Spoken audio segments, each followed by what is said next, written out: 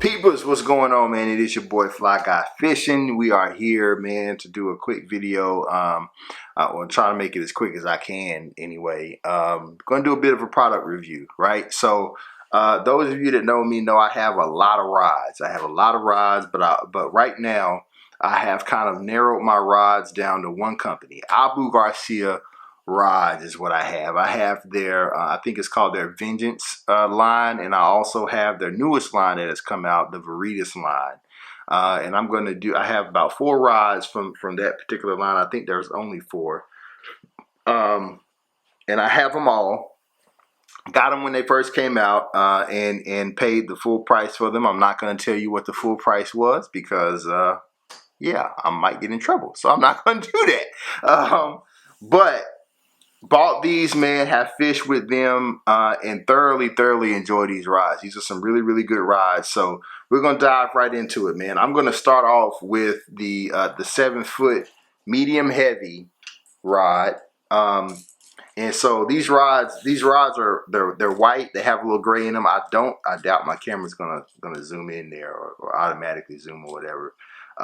But this is the 7-foot medium heavy. Have it tied on with the 7 3-to-1 gear ratio reel from Quantum Fishing with about 15-pound fluorocarbon, and I got a little jerk bait tied on it in a natural color. If you guys can see that, I don't know if you can see that or not. Let me help you here.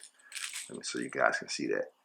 So I have it tied on in a little natural jerk bait color. And so this particular rod I fish with a lot. Okay, and so I fish with this one a lot because it's versatile. You can do a lot with this rod right here. 7-foot casting rods you can do a lot with. You can tie jerk baits on them.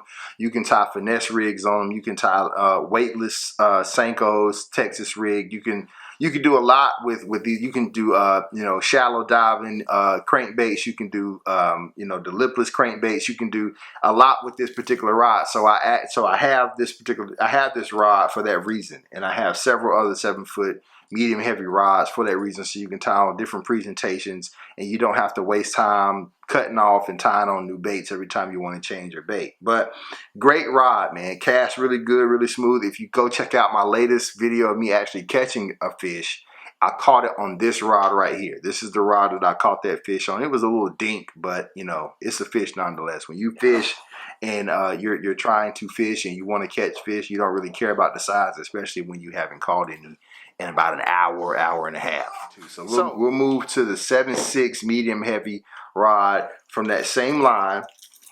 All right, and I have this one tied on with a 7 4-to-1 gear ratio reel, and I have about 30-pound braid tied on this line. And the reason why is because I fish a lot of top water with this.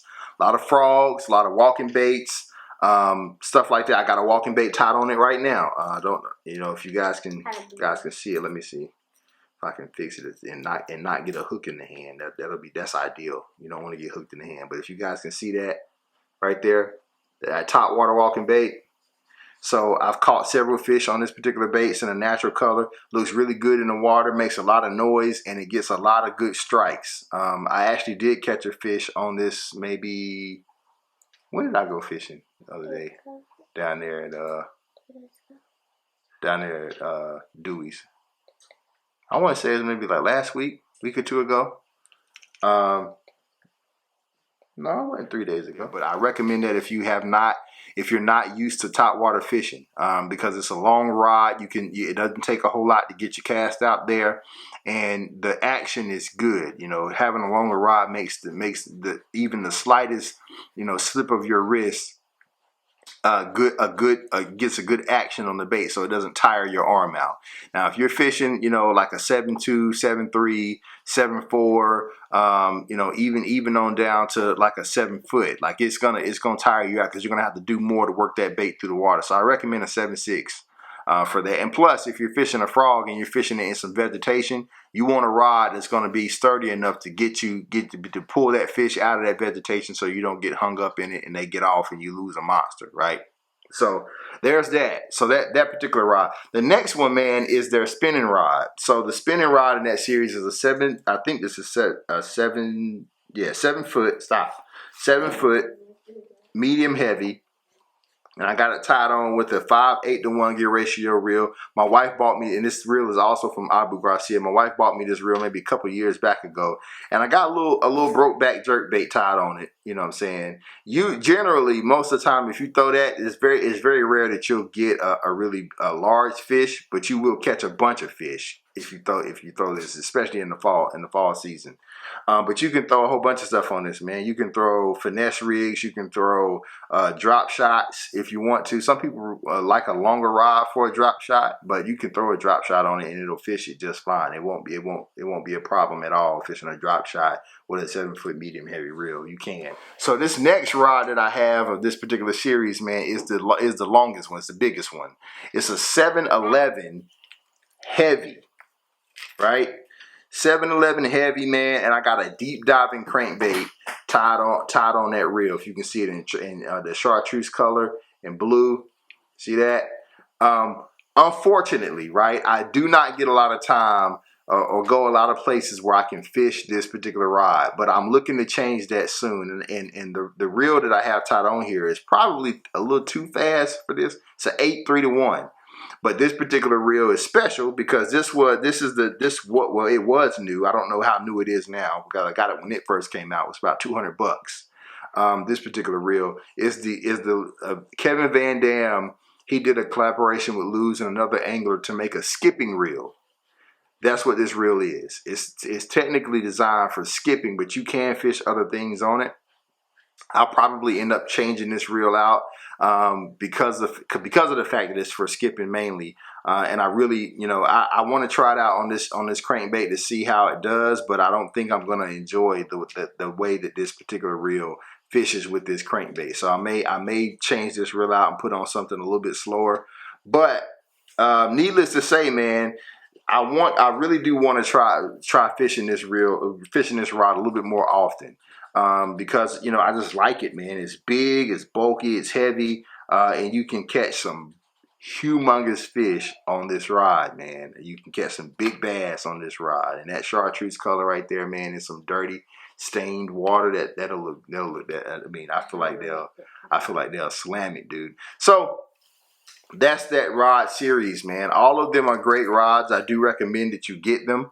If you can afford to get them. If you can't, I don't recommend that you go broke trying to buy some fishing rods. But if you cannot get those rods, man, there's another company that I had rods with, and I love their product. The company's called Stix Fishing. That's STIX Fishing, and they do a rod pack where you get I think it's 6 rods.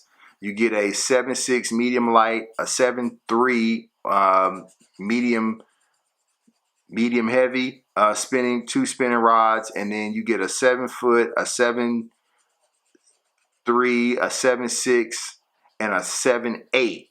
Right, so the first 3 are medium heavies, and the last one is a heavy. It's a power rod. So they make and you can get them all for $600. You get the whole pack for $600, and I think it's a good deal. About $100 a rod, $500, excuse me. So almost about $100 a rod, man. I think it's a really good deal. I had all their rods, and I caught my personal best bass on their reaction stick. I think that's number 3 in the pack. That's the 3 or 4 in the pack.